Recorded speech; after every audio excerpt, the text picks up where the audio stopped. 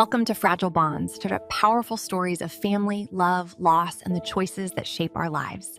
Now let's begin today's story. Morning light streamed through the gaps in the curtains. I pulled myself out of bed and took a deep breath. Another long day was beginning. My job as director at a marketing firm was rewarding, but it consumed my time relentlessly. Especially since I'd had Lily 3 months ago, it felt like the clock hands were spinning twice as fast. I could hear Emma's voice from downstairs. My 6-year-old was always full of energy, even first thing in the morning.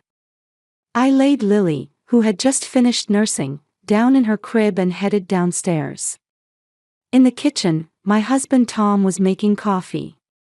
As an architect, he had a site visit today and was already wearing his suit. Emma sat at the table, stirring her cereal with a spoon, looking like she was thinking about something.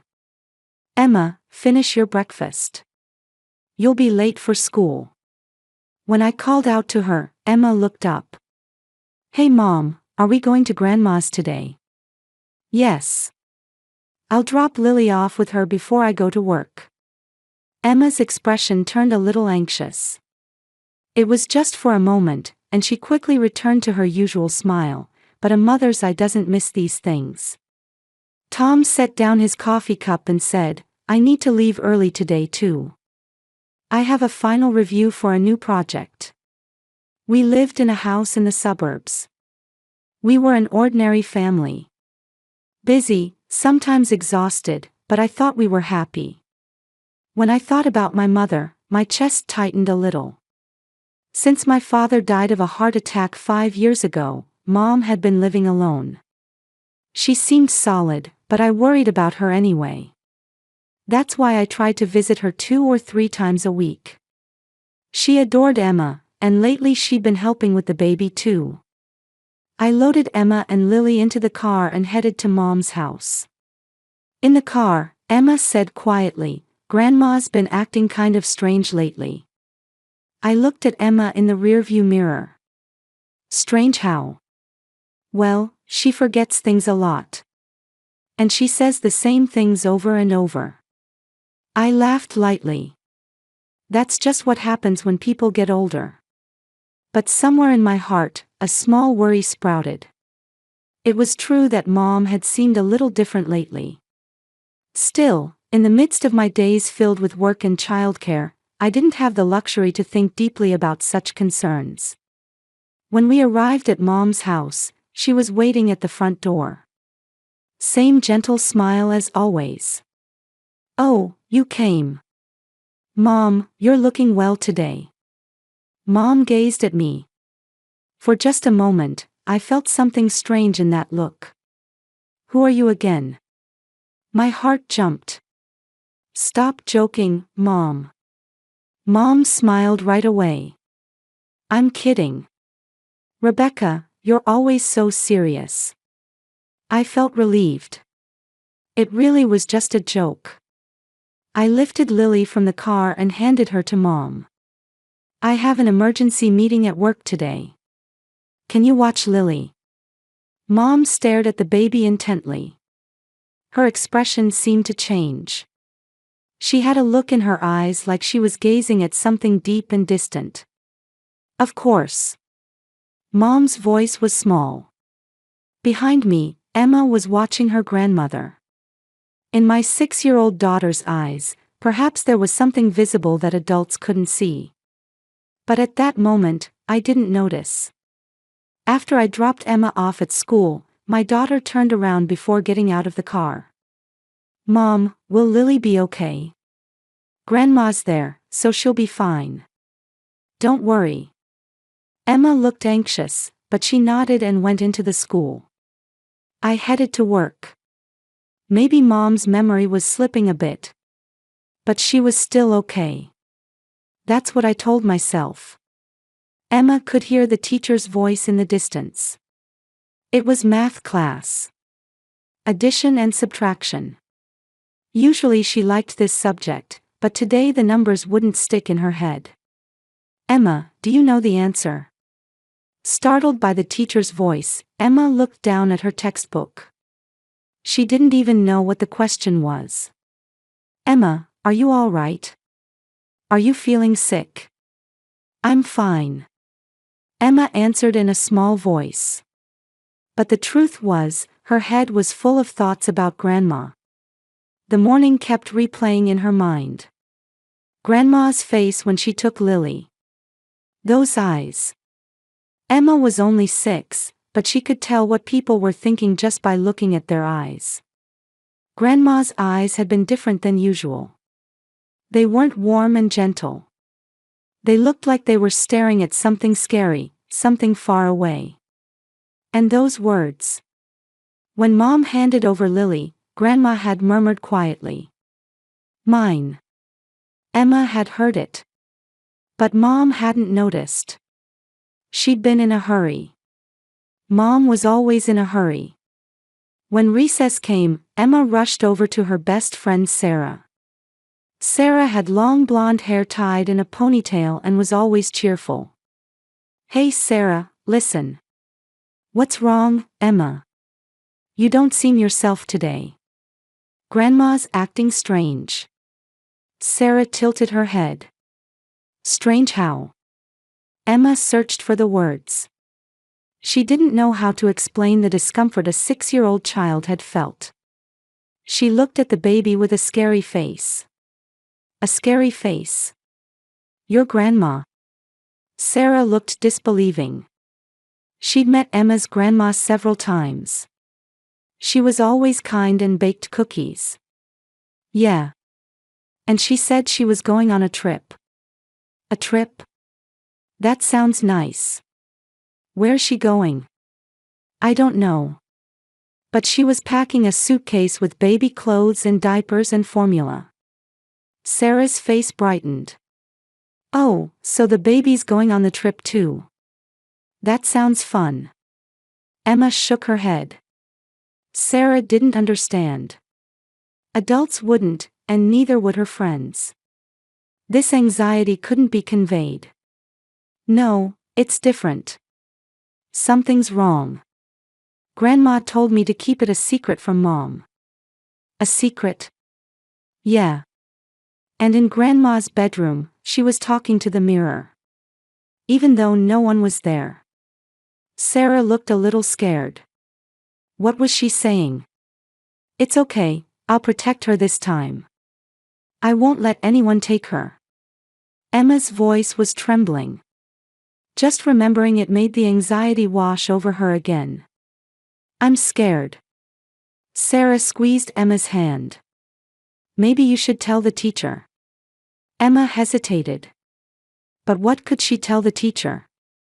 That Grandma was acting strange. She had no proof. Maybe she was just imagining things. When she thought about it that way, the words wouldn't come. The afternoon classes also passed with Emma's mind elsewhere. During art class she tried to draw a picture, but her hands were shaking and she couldn't draw the lines properly. "Emma, are you really okay?" The teacher peered at her worriedly. Emma nodded, but she felt like crying. She looked at the clock. 1 more hour until school ended. When she got home, she'd tell Mom right away. But would Mom believe her? Mom was always busy. And she loved Grandma. What would Mom think if her daughter said she suspected Grandma of something? Emma started to feel like she was a bad child. Grandma was a kind person. She always doted on Emma. She drew pictures with her and read her stories. To suspect such a grandmother. But when she remembered those eyes, she was still scared. Was Lily okay? What was she doing now? Was Grandma really about to go on a trip? The school bell rang. Emma grabbed her bag and rushed out of the classroom. She ran faster than usual. She didn't have time to wave to her friends. The only thought in her head was that she had to get home. Out of breath, she reached the front of the house. Mom's car was parked there. Emma opened the door. Mom! Mom, who was in the living room, turned around. She'd just gotten back from work and was still wearing her suit. "Welcome home, Emma. What's wrong? Why are you in such a rush?" Emma tried to catch her breath, but the words came out first. "Where's the baby?" Mom looked a little surprised. "At your grandmother's house. I haven't picked her up yet." "What's wrong?" The color drained from Emma's face. She was still at Grandma's house. Maybe it was already too late. "We have to go to Grandma's house right now." Emma's voice was almost a scream. Mom approached Emma with a confused expression. "Emma, calm down. What happened?" Grandma was acting strange. "Strange how?" Emma started talking all at once. "This morning, Grandma looked at the baby with a scary face. And she said, 'Mine. Mine.' And she was packing a suitcase. With baby clothes and diapers and formula." Mom frowned. "A suitcase? Your grandmother didn't say anything about a trip." "Exactly. She told me to keep it a secret from you. And she was talking to someone in the mirror. She said, 'It's okay, I'll protect her this time. I won't let anyone take her.'" Emma continued, almost crying. "Something's wrong with Grandma. She's trying to take the baby somewhere. I can tell. Please, go right now." At first, Mom looked like she couldn't believe it. But when she saw Emma's serious expression, she seemed to sense something. Mom's face changed color. "Did all that really happen?" "Yes. I'm not lying." Emma burst into tears. She was scared. Lily might be in danger. And there was the fear that no one would believe her. Mom hugged Emma. "All right. Let's go check it out." Mom took out her cell phone and called Grandma. Emma watched Mom's expression. The phone kept ringing. But no one answered. "She's not picking up." There was anxiety in Mom's voice. She tried calling again, but still no response. "Get in the car, Emma." Mom's voice was higher than usual. They both rushed into the car. The engine started and the car began to move. "Mom, hurry." "I know." Tension filled the car. Emma stared out the window, praying in her heart. "Please let Lily be safe. Grandma, please don't do anything strange." Mom tried calling Grandma several more times, but it still didn't connect. "Why won't she answer?" Mom murmured. There was an anxiety in that voice that Emma had never heard before. Mom, who was always strong and calm, was scared now. That made Emma even more anxious. They were almost at Grandma's house. Just a little more. Emma clenched her small hands. The car seemed to be going faster than usual. The hands gripping the steering wheel were sweaty. Emma's words kept repeating in my head. "Suitcase. Baby clothes. I won't let anyone take her. It couldn't be. Mom wouldn't do such a thing." But when I saw Emma's face, I couldn't believe my daughter was lying. That serious expression. Those eyes filled with fear. I tried calling Mom again. The ringtone echoed emptily. She didn't answer. "Mom, almost there." Emma's trembling voice came from the back seat. "Almost." I answered, but my own voice was shaking too. Deep in my chest, a bad premonition was growing. I thought back over Mom's recent behavior. Memory lapses. Repeating the same stories. The confused expressions she sometimes showed. I'd thought it was just her age. But what if? When I turned the corner, Mom's house came into view. A white house. The house where I grew up. Since Dad died, Mom had been living here alone. Usually it was a place filled with warm memories, but today it looked different somehow. The moment I parked, I was out of the car. Emma, stay here. No, I'm coming too. Emma got out of the car as well. I grabbed my daughter's hand and rushed to the front door. I pressed the doorbell. No response. I put my hand on the doorknob. It was unlocked. Mom! I shouted as I opened the door. And then I gasped. Standing in the entryway was my mother.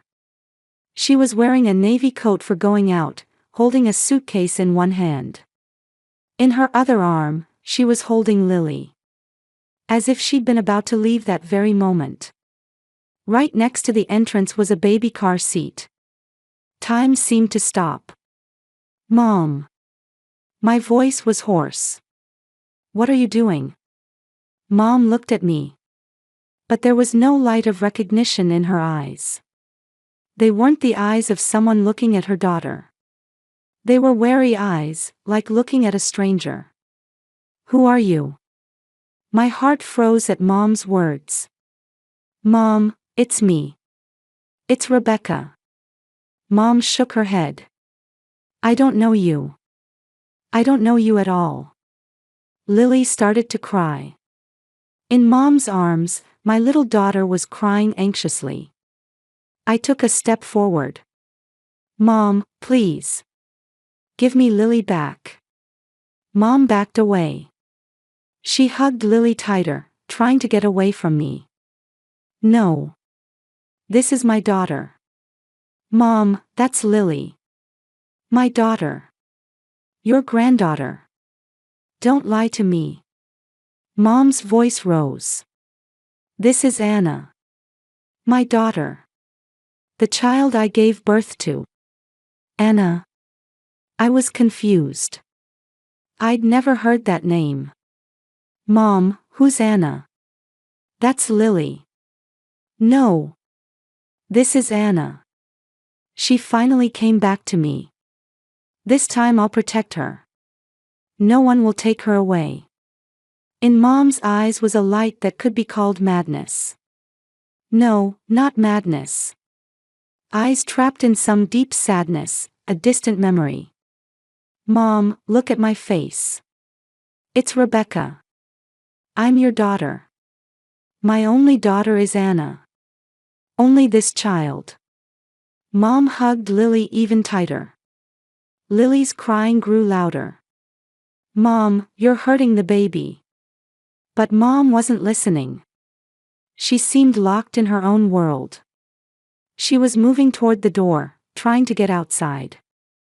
Mom, wait. When I tried to get closer, Mom shouted. Don't come near me. Don't try to take this child. Because I failed that time. Because I looked away. But this time is different. This time I'll protect her. I won't give her to anyone. That time. What was she talking about? Mom was talking about some past event. But I had no idea what it was. Just then, I heard a small voice beside me. Grandma. It was Emma. My daughter was slowly approaching her grandmother. Emma, it's dangerous. I tried to stop my daughter, but Emma shook her head. It's okay. Emma stood in front of Mom. A small 6-year-old girl facing her confused grandmother. Grandma, it's me. It's Emma. Mom looked down at Emma. Something wavered in her eyes for a moment. Emma.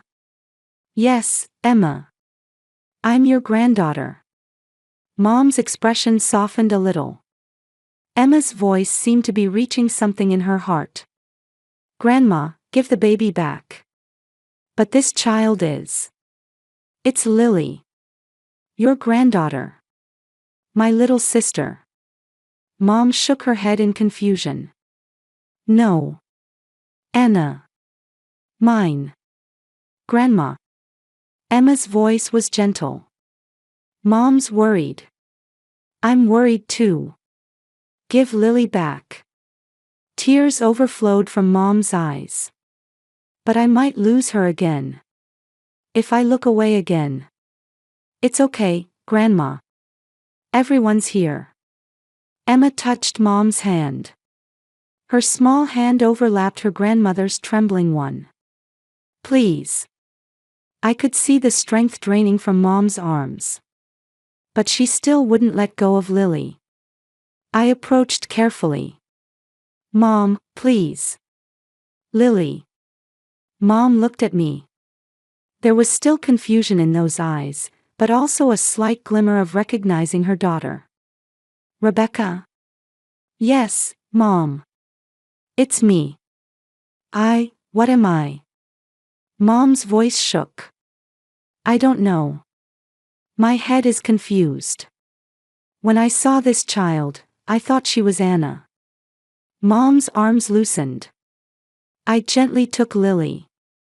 My daughter was still crying, but she was safe. In my arms, that small life was warm. Mom looked like she was about to collapse. While holding Lily, I supported Mom. Mom. Mom was crying. I'm sorry. I'm so sorry. I didn't understand what was happening. The name Anna. Mom's confusion. The words, that time. Everything was a mystery. Just then, someone came out from the next house. It was the neighbor, Mrs. Johnson. Rebecca? Are you okay? I heard shouting. I looked at the neighbor pleadingly. An ambulance. Please. Mrs. Johnson understood immediately and took out her cell phone. Mom was trembling in my arms.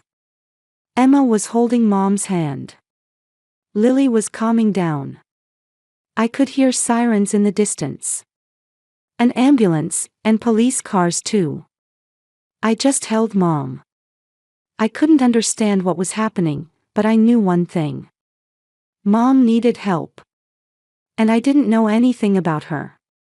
When the ambulance arrived, the paramedics rushed to Mom's side immediately. A police car also stopped, and 2 officers got out.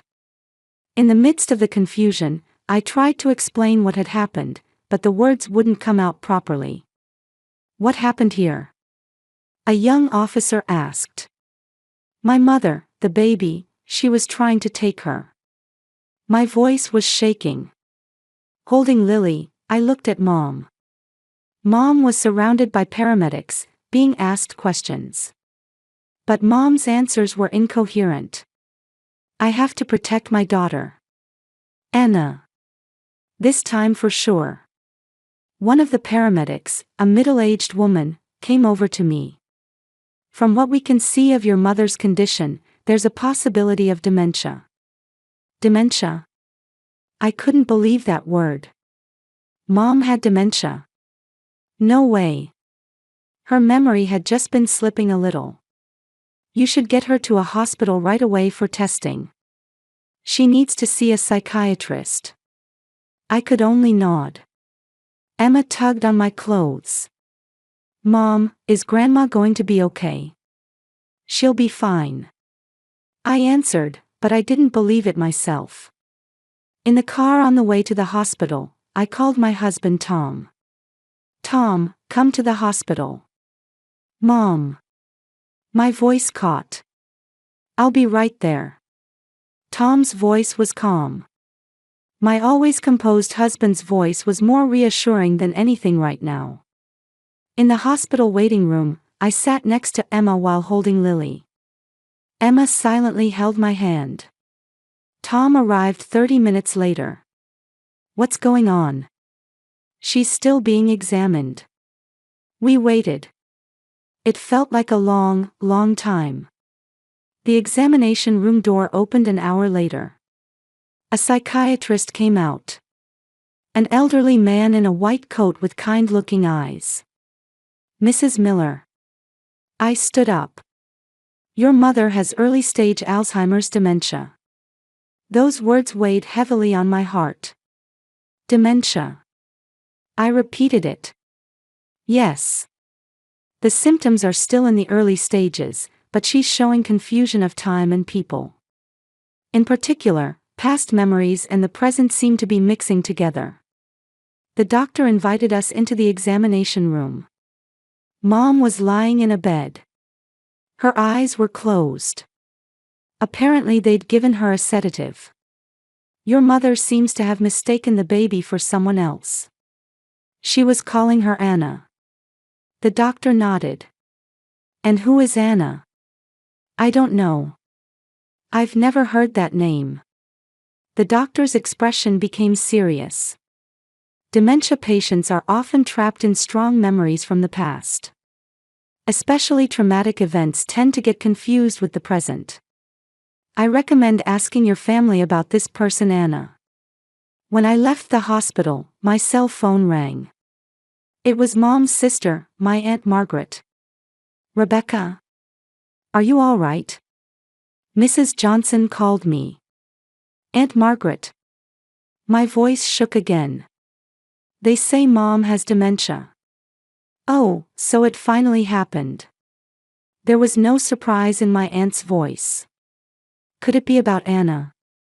My heart jumped. Aunt Margaret, who's Anna? I heard my aunt gasp on the other end of the line.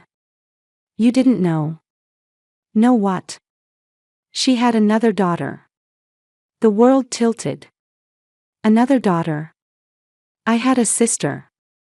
Anna. Your sister. I looked at Tom. My husband noticed something was wrong and looked worried. What do you mean? Why didn't I know? My aunt let out a deep sigh. Anna died at 3 months old. Sudden death. SIDS. Tears welled up. She blamed herself. Forever. Because it happened when she'd looked away. She was convinced it was her fault. So. Your father said they should never speak of it again. It hurt too much to see her grief. Anna was removed from all the family photos. You were 4 at the time. You wouldn't remember. Inside me, fragments of distant memory were trying to surface. When I was little, I thought I remembered seeing Mom crying. But as a child, I couldn't understand why she was crying. For 30 years, she couldn't talk to anyone about that pain. After your father died 5 years ago, there was no one left to share the secret with. She'd been carrying it alone all this time. After hanging up, I told Tom everything. My husband listened in silence. Your mother has been suffering all this time. I didn't know anything. Emma looked up at me. Mom, Grandma thought Lily was Anna. I nodded. Yes. Lily is 3 months old too. Just like Anna. In Mom's head, the past and present got mixed up. The next day, I visited Mom's hospital room alone. She was awake. She'd been staring out the window, but turned to face me when I came in. Rebecca. Mom recognized me. Mom. I sat beside the bed and held Mom's hand. I'm sorry. Tears overflowed from Mom's eyes. I scared you. And Lily. It's all right, Mom. When I saw Lily, I thought she was Anna. The same age, so small. I thought I had to protect her this time. Mom's voice was trembling. Aunt Margaret told me. About Anna. Mom looked down. Why didn't you tell me? Your father told me not to talk about it. And it was too painful for me to remember. But deep down, I could never forget Anna. In the few minutes I looked away, she was gone. Mom was crying. The sadness she'd sealed away for 30 years was pouring out like a broken dam. I thought it was my fault. If I'd been more careful, if I'd watched her more closely. Mom, it wasn't your fault. SIDS is nobody's fault. I know that in my head.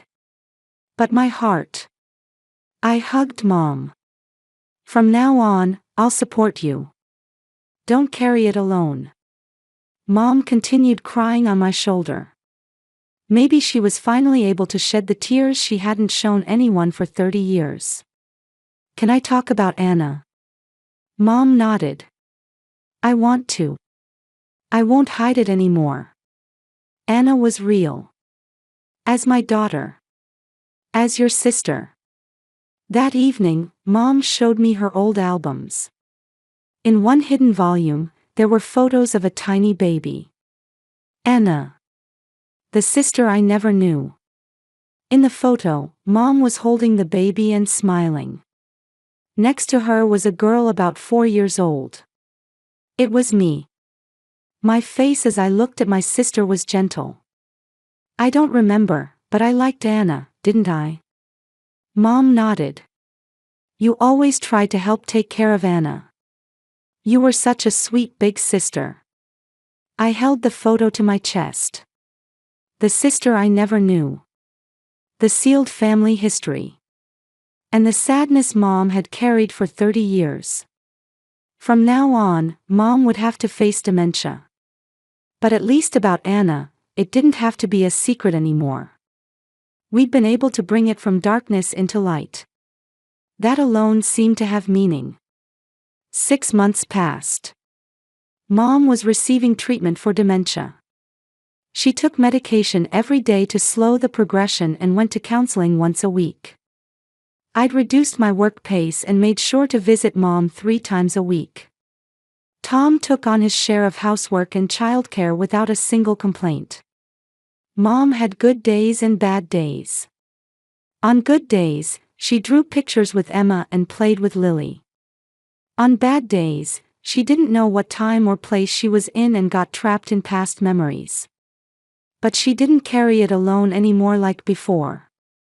In Mom's room now, there was a photo of Anna on display. In a small frame, a young mother holding a baby. There was no need to hide it anymore. Mom sometimes talked to that photo. Anna, Rebecca, and Emma came to visit today.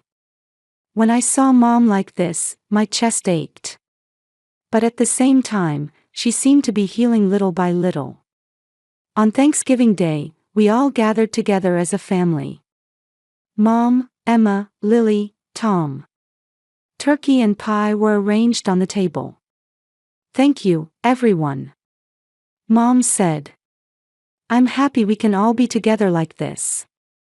Emma sat next to Mom and held her hand. Grandma, want to play with Lily?